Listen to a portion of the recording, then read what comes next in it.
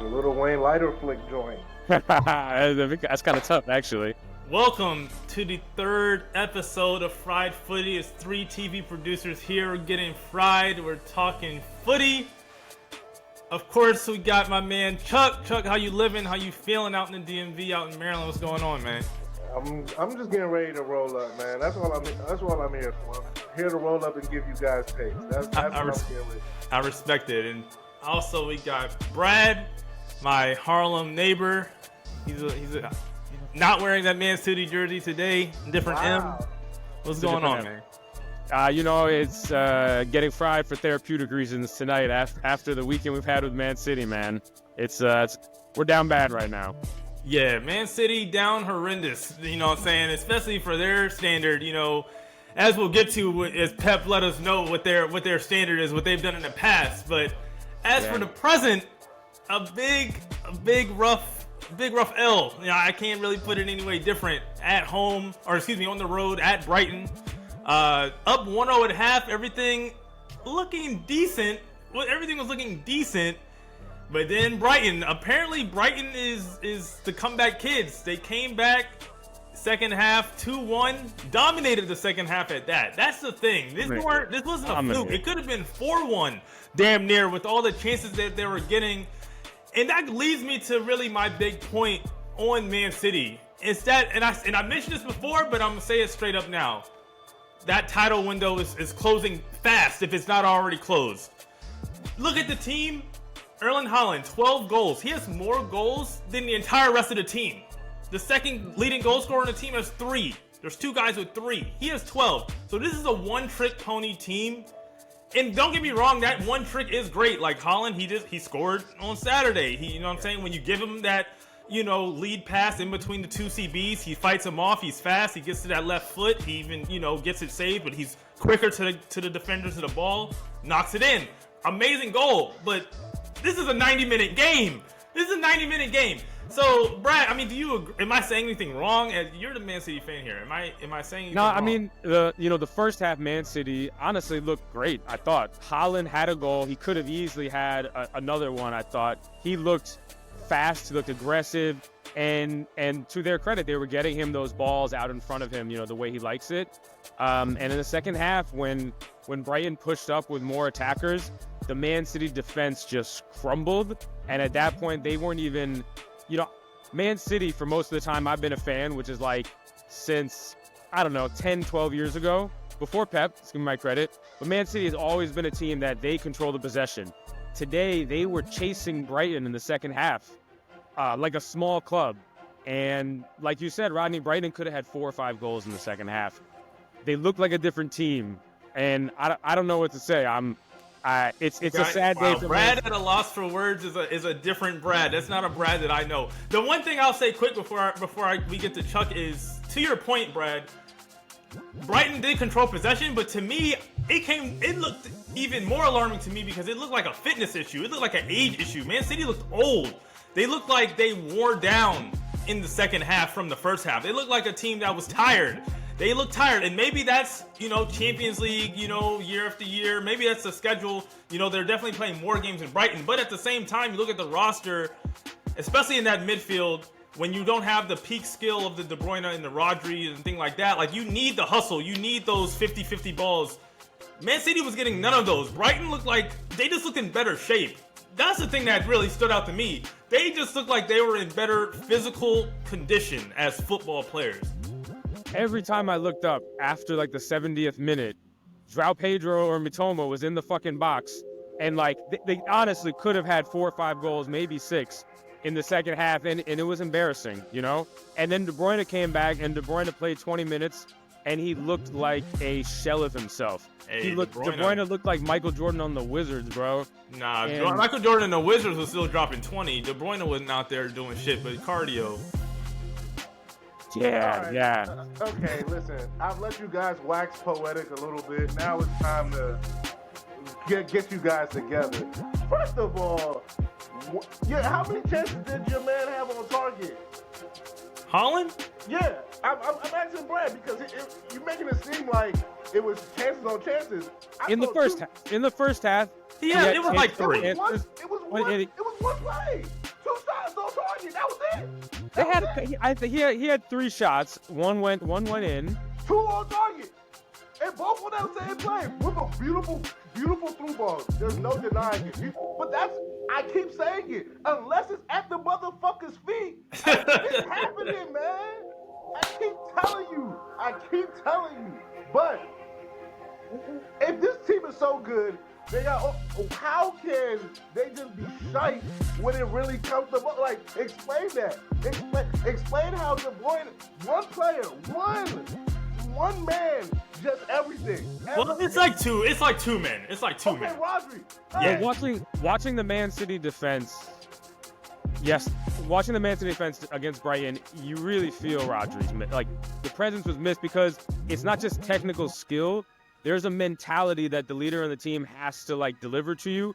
Rodri does that in a way that literally no one else on Man City can. I don't know if you've ever seen this clip, but this is a taste of what Rodri was doing all last year that they don't have now. We got one. We got you guys. What are we doing, guys? We need squad, we need good. I'm not blaming anyone, guys. But if you want to win this Premier League, we have to play it like this. Rodri is out here ratcheting up that intensity at every turn. Hey, That's what the defense needs, intensity, bro. It's gone. City has no intensity. They don't play like they want it right now. Hey, They're lost, man. A lot of excuses. A lot of excuses. That's what I hear, excuses. Yeah, they look like they need to run an extra laps after the game. Get these guys out of here. Get them out of here. City, wash. Pep, wash. Bro, did you hear Pep? Even fucking Pep, bro. Maybe after 7 years winning 6 Premier Leagues, maybe 1 year is, another team deserve it. But yeah, we go there second in the table. We'll see what happens if afterwards the result for Liverpool, Aston Villa, we'll see. Bro, this is not what I signed up for as a Man City fan. I thought I was coming. Yeah, didn't he say he was retiring soon anyway? He's a fortune teller. He saw this shit coming. He looked around and saw this shit coming. He saw the ages. He sees them guys every day. You know what I'm saying? They not as spry. Kyle Walker not as spry as he once was going down that sideline. Got all them babies. Yeah, he don't got time for that, bro. Mine not where it used to be. This is about to be the last peak challenge of Pep's career. I don't know if he's going to get this done, but if he figures this shit out, he is absolutely the GOAT. Bro, right now it looks like does that clip look like a man that's ready to figure some shit out? Bro, that clip looks like a man who has been like researching buying homes in other countries like all night instead of responding to work emails. Your GOAT doesn't even want to be where he's at. Like, stop it. Like, have some respect for real GOATs. But he's got an expiration date already. Like, he knows what it is. This is like, when you're in high school and you're a senior and you already got accepted into college and you're just like, I'm just waiting for high school graduation to come because after that I've got bigger and better things I'm already looking forward to. So you're just... You know who never lost 4 matches in a row? You know.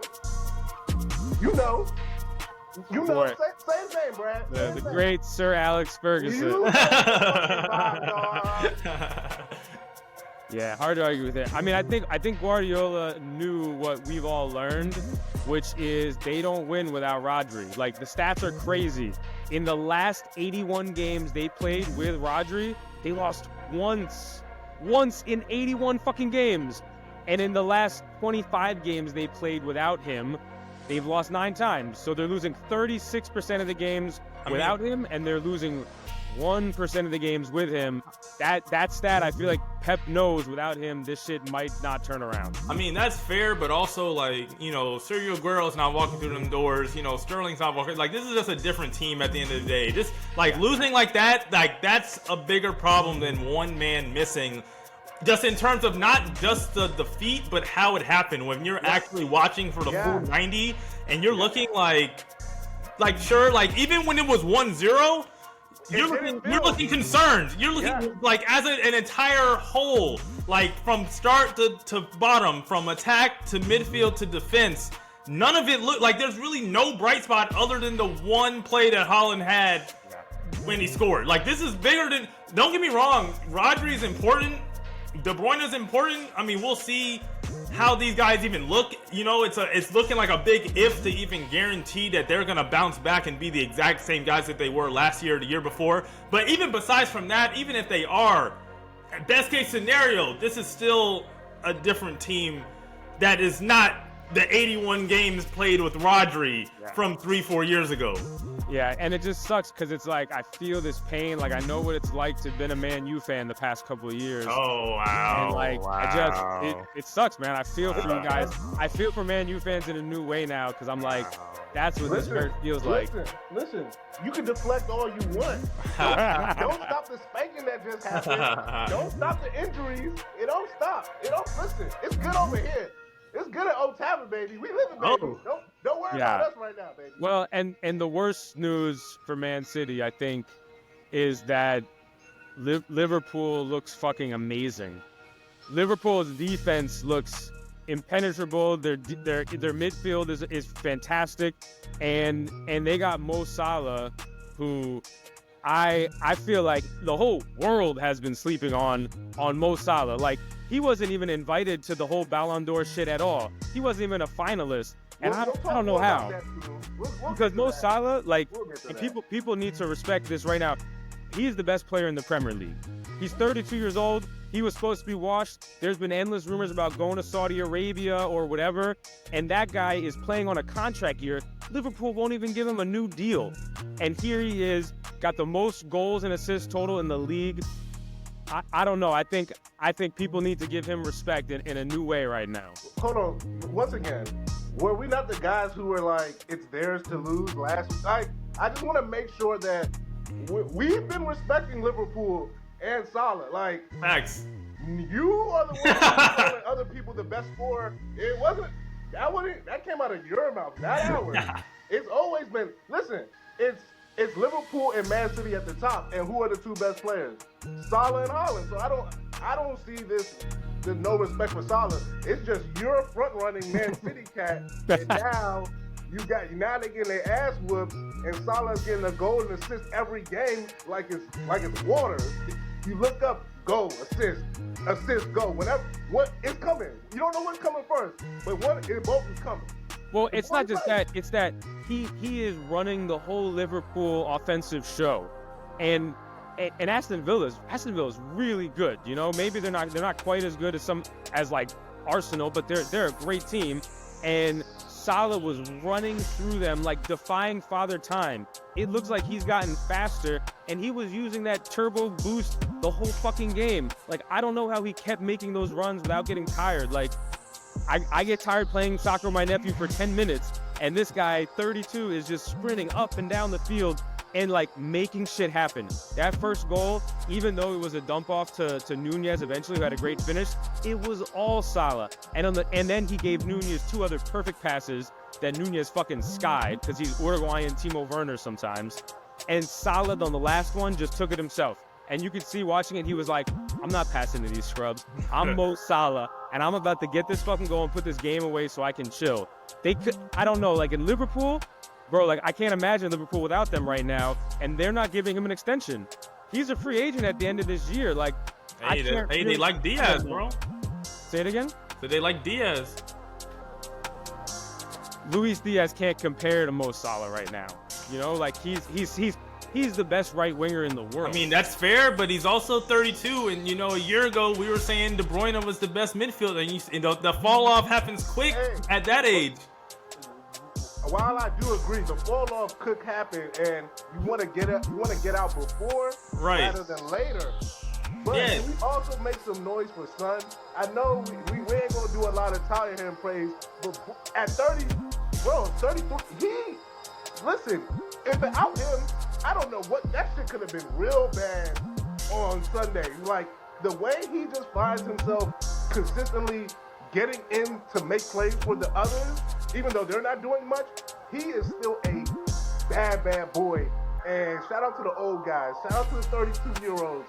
Shout out to them cats one time. I just had to say that since we know. Yeah. No, he's and no Salah, but I definitely got to well, shout out son, to my, you know, to my we're talking old a little cat. more about the relevant teams for right now, because Yeah, Tottenham's I had to show love. Tottenham One might time find itself in the relegation battle soon, so we're not going to worry about them. All right, relegation battle is nuts. Sorry about that, Rodney. But especially considered we're not the low under Manchester United, so let's not even do all that in terms of the table. Like, man, relegation is crazy. Well, one point. Yeah. I mean, that's fine. I'm just making a fact. That's all. I'm making a factual statement. That's all. One thing I want to bring to your guys' attention with Salah is that, so the key is that he's looking for a pretty big raise, because he's been making 350 grand a week. And Liverpool was kind of on the fence if they were going to re-up that contract. And then the Saudi team, who offered Ronaldo 1.3 million a week, came to Salah and is basically offering him close to $1 million a week. And I don't know, like, do you think Liverpool should match that right now? Obviously, I get the age concerns, but like, they're the top of the league right now. I don't see how you can bail on him in this form. I mean, match it, no. Like, Crazy. because it's just an unreasonable amount of money. Like, the Saudis are always gonna offer more. So you know what I'm saying? But should he get a raise? I mean, sure, for a year or two. Listen, we just did this with Vini. This is a play, bro. The Saudis are they're the leverage, bro. Yeah, they're the leverage play. They're the girl you remind your girl, hey. She was fucking with me. You know? She's still fucking with me. But I like it here. And that's the thing. It's not going to be $1 million. But should it go to 500K? I mean, yeah. Like, you know, like, there's a middle point where it's not $1 million, but he stays in Liverpool. Because, listen, they got a chance to double up. They really got a chance to champions and you don't pass up on that. Even if it's a short term, you're not going to get but maybe 2 years and you up the money. But nah, listen, I'm not even fucking with Liverpool, but they got something going, and they got to keep it going. And the defense too. Like, they've given up 6 goals in 9 games. Like, that's incredible. Yeah. Van Dijk is in the same club as Salah, where he's like old man, just like still the best center back I think in the world. And I don't know if they're going to be beat. I also feel like Salah did a great job with his hair decisions in the offseason. You know, like, he was kind of rocking that, like, he was rocking the sideshow Bob thing, and then he was just like, no, I'm just going to cut it all off. I'm going to spray on a little hair and just get that line straight. He went to Turkey. That's what he did. You think he went to Turkey? He went to Turkey. Buddy, you don't go from it being back here to it all being like that. I respect it. I like what he did, but like, man. Okay, I figured he just did a little paint, you know? Like, I figured he got the shape up and just kind of like... That's like no Carlos Boozer for him. Okay, so Salah got the turkey haircut. Okay, I mean, he's got the money for it. $350K a week. You could carve out a little Turkish vacation, get a couple hairs planted in there, and, you know, he don't live get far back to the prem. in the off season. He not far. That's true. Chuck, what did you think of your boys in Madrid this weekend? Listen, I feel like I'm the only one who cares about anything other than the Premier League here. Like, when it comes to world soccer, I'm your guy. So teach us, World League, Charles. Enlighten us. So I know y'all saw Vini's Magic 3 hat trick. Uno, dos, tres. Bellingham, another goal. Assist as well. Beautiful ball all around. But listen, who cares about that? It's them in Barcelona. It's always them two. We'll move on. What's really important is that there are 3 people in the whole world, 3, who decided that Vini was not a top 10 player. 3. Listen, I don't know if he took it upon himself and said, "Oh, y'all on game, so I'm gonna show y'all." But this is he was just a Ballon d'Or finalist. What do you mean there was 3 people who said it? No, but they left him off this ballot. There were 3 journalists who left him off their ballot of the top 10. Ballon d'Or. Ballon d'Or. One has retired or has decided to take himself off the committee, saying that it was a technical mistake. There's He two said he don't others- know the internet. He don't know how to work the internet. I don't know. And then there's two others who haven't answered for their behavior. All I'm saying is that the whole Ballon d'Or, we haven't discussed it here because it was a lot of nonsense. I know Rodri won, and I know that's your guy, but let's be real. It should have been Vini, right? I think we're all in agreement that it should have been Vini. Yeah, you're not. I think so. I'm cool with that. So with that being said, he got hosed, and there's been a lot of nonsense about he was tipped off. You know, he has celebrations and a lot of this, a lot of that. You know how to get racist in Europe when the black cats start winning and shit. So they started doing that thing too, saying a bunch of he's ungrateful, he's this, he's that. And you know what my boy said? He said, I'm coming out here to spank y'all. You know what, Vinny? I salute you, my king, because that's how we get guys back. So you know what? I want 4 goals next game. And he might win it just because Mbappe on his team acting like a cold skirt. Play the video. Play the video. Oh, God.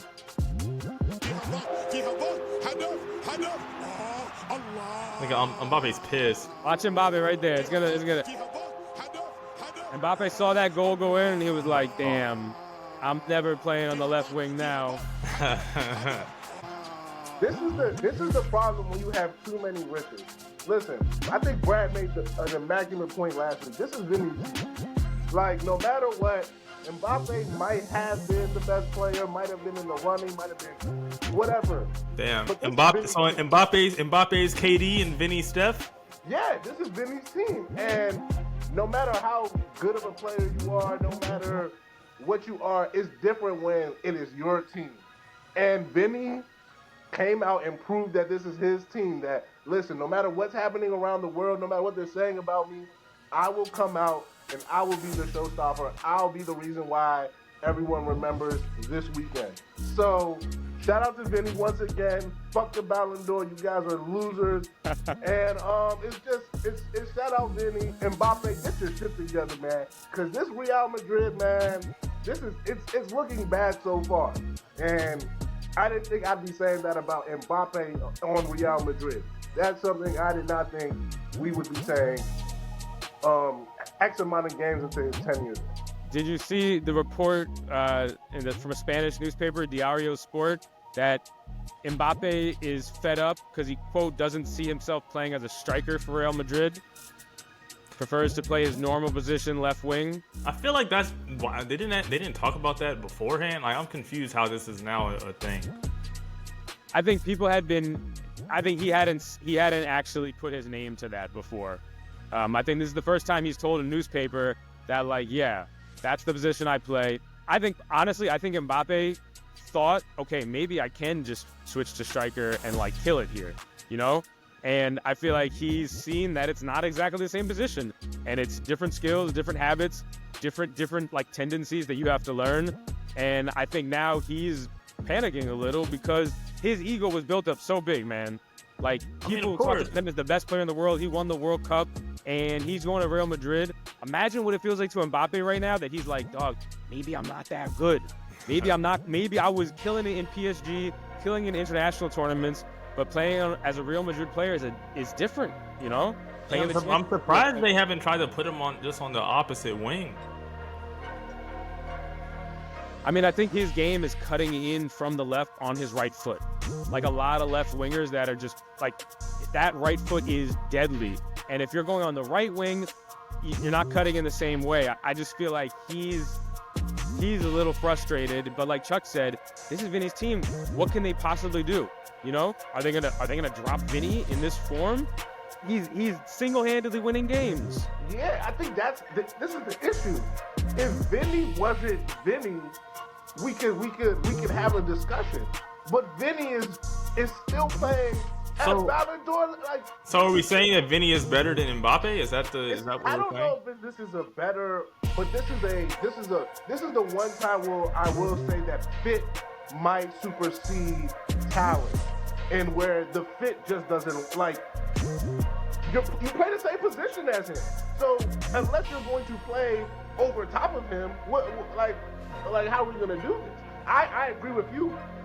let's try on the opposite wing and let's see with at least more space what he can maybe do. Because while I do agree with Brad, the right foot, Mbappe's best skill to me is what he does in space. In that when he's in space, he creates.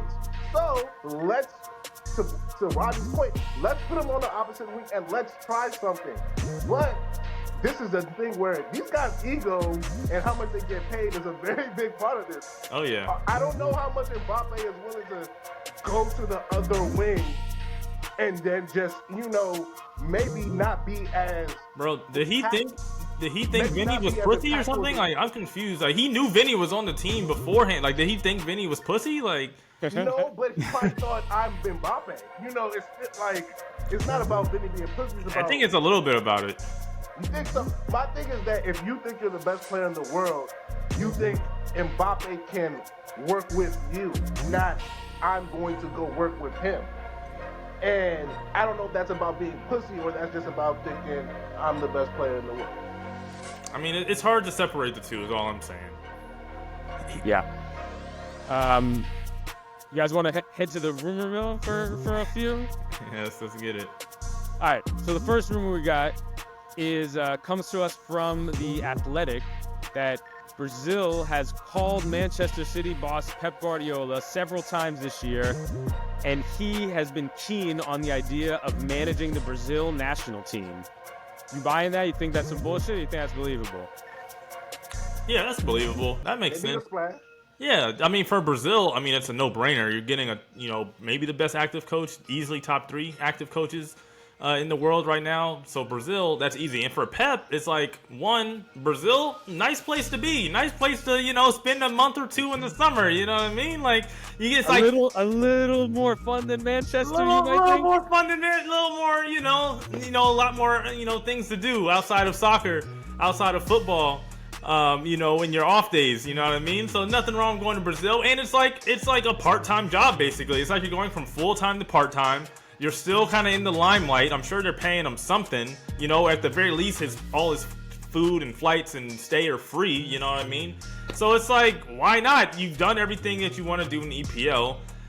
Go to Brazil. They haven't won in a while. They're on the downturn themselves. So now you can be the guy that turns Brazil around as well.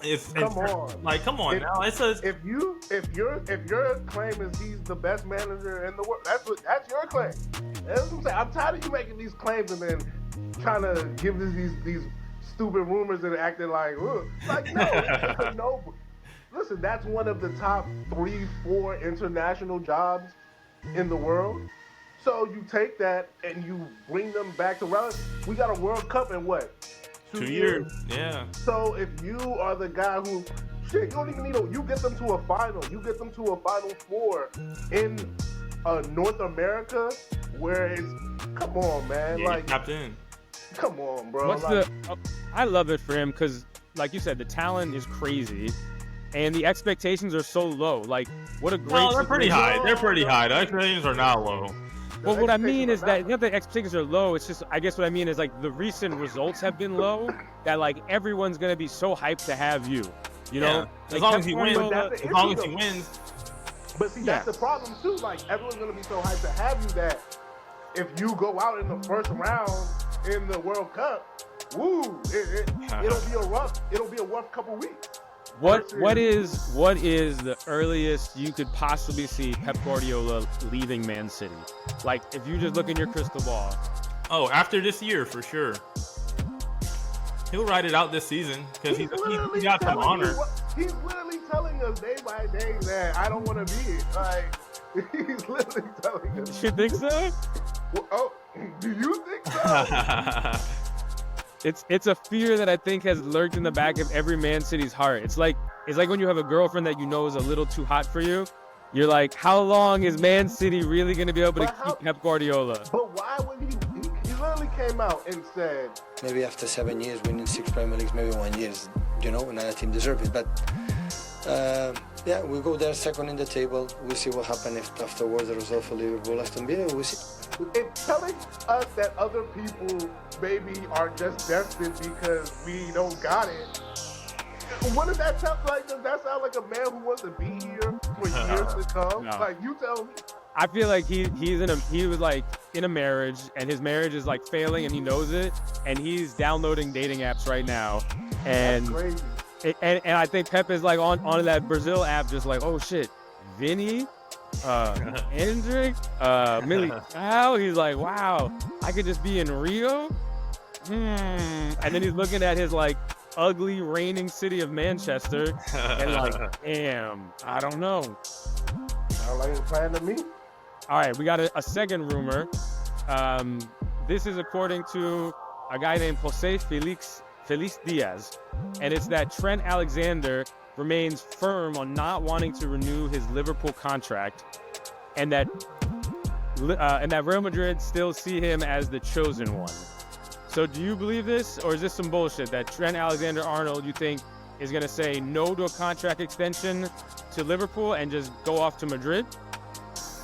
I mean, does Madrid really want him like that? Hell yeah, they don't have a right back. Their right back is 35-year-old Danny Carvajal. And fucking Alexander-Arnold's one of the best passing right backs literally ever. You know, some of the balls he can hit would be just had to clarify. I mean, you know, a lot of teams would be going well in Madrid. Is like it seems like everyone wants to go there more than they. You know what I mean? Like, nah, they don't have a right back. They don't have a right back. That's their thing. Just checking in. I mean, it seems because it feels to me more like Trent Alexander's like trying to speak it into existence more than Real Madrid is like calling Liverpool about him. Like, they seem to be doing fine. Hold on. Everyone seems to be doing fine. Like, everyone in these two scenarios is doing just fine where they're at. Like, yes, Madrid probably could use a newer, but like, let's worry about Mbappe and how we're going to figure out. Right, that's what I mean. It's like, that's not. But so you're not believing the rumor, because the rumor says, because they listen. Madrid can go find other like that's the thing. Like, this is not the end all be all thing that I think Madrid is like, oh my god, like, yeah, you don't that's have not me. Like, Yeah. I feel like you guys you're underselling how good of a passer he is and how incredible that would be. You're overselling how much they need him. Yes. It's not that they need him. It's that okay, then if they don't need him, they're not worried about him. It's not that they're not they're losing to Barcelona right now. Let's be real about this. Real Madrid was supposed to be the best team in the world, and they're not. Like, they haven't been. And one of the reasons you could point to is their right back situation is terrible. Danny Carvajal is 35. He's been injured. They've been starting Lucas Vazquez, who's really more of an attacker. Yeah. Alexander-Arnold is top 2 or 3 right backs in the world, and especially when it comes to making passes to guys like Vini and Mbappe on a through ball. Yeah, listen, you're not saying anything that isn't true. But listen, what did you start with? What you call his injury? So let's like. But he's 35. He's always going to be fucking injured. Listen, I get that, but like. I mean, Trent's not no young guy either.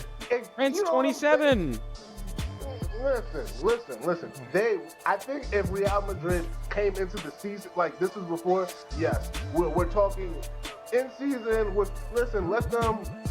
Listen. Yeah, they got bigger fish to fry right now. That's mid season. This is a Trent working the media. Yeah. Listen, Trent is 26 years old. I think he wants to live that David Beckham dream, like every English lad, you know. He's like, I want to go to Madrid. He wants a pay raise, celebrity. Listen, Brad, you think everybody has some like just because. Bro, if Brad was a general manager, bro, it'd be sweet. Everybody would be getting like, please don't leave. I'll double it. Just live out the kid life goes. People just want to get paid, bro. Like, and that's all this is. Especially, bro, like, they're on the cusp of winning, like, bro, like, you don't just leave and do other things when, like, things are going very well where you're at. Like, bro. Yeah, we look at Mbappe right now. Bro, you ride shit out a lot of times. So let's wait, let's finish, let's see, top of the table right now. If they do finish where we all think they will, and money comes in, it's a whole different story. It's a whole different story. Okay, we have one new segment we're gonna debut. This is just predictions. And I want to start with one, which is that this Italian coach in the 3rd division of Italian football, I think he's going to be looking for a new job very soon. But this guy got a red card. Oh shit. Hey. This is Trieste. Yo, he must have really did some bad shit on the field because he didn't even fight back. He just went limp and accepted it because he knew he fucked up. Hey, all I'm saying is the coach clearly in the right. No one tried to break it up. Wow. Nobody came in and tried to defend the player's honor. The player didn't even say a word. He didn't look down when it was over. Watch when the coach walks off. Watch. First he gonna come and yak him up. Look at that. Watch him. He just looks down in shame as the coach walks off. Doesn't even defend himself. We need to get a video of the red card because he clearly did something fucked up on that field.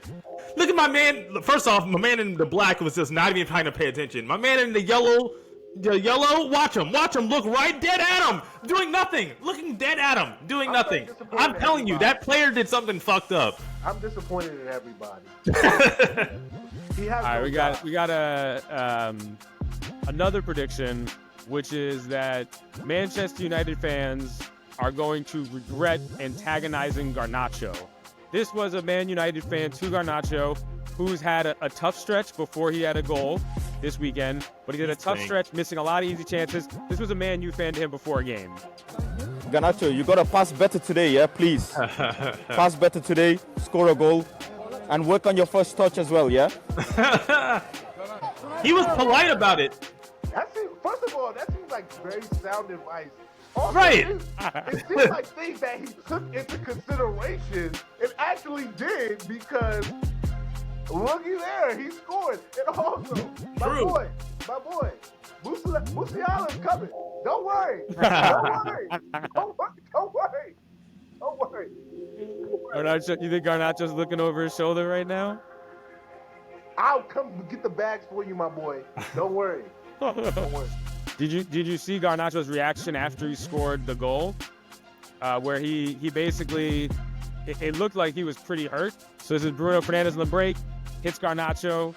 Garnacho with the fucking crispy finish, bro. Oh my lord. Don't badmouth that man. What a finish. Maybe you need to badmouth him. What does he do? Refuses to celebrate in front of the fans.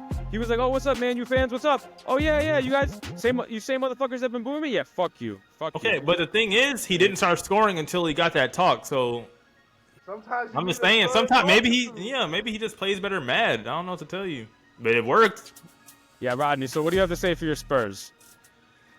I mean, look, man, at the end of the day, it's one game. Don't get me wrong. It was a terrible loss. Probably the worst loss I have witnessed. Who you guys playing again? Was it Liverpool? You were playing Liverpool or Arsenal? Who did Spurs play this week? I don't even know how to pronounce it, bro. Ipswich Town. I don't even know the name of them. Ipswich Town. That's the Ed Sheeran team, right? Ed Sheeran is their most famous fan. I mean, to be fair, Ed Sheeran is pretty famous. He is. But nonetheless, I didn't even watch the game. Because I was out late, and I was like, oh, I don't need to watch this game. Tottenham's at home. It's fine. I wake up.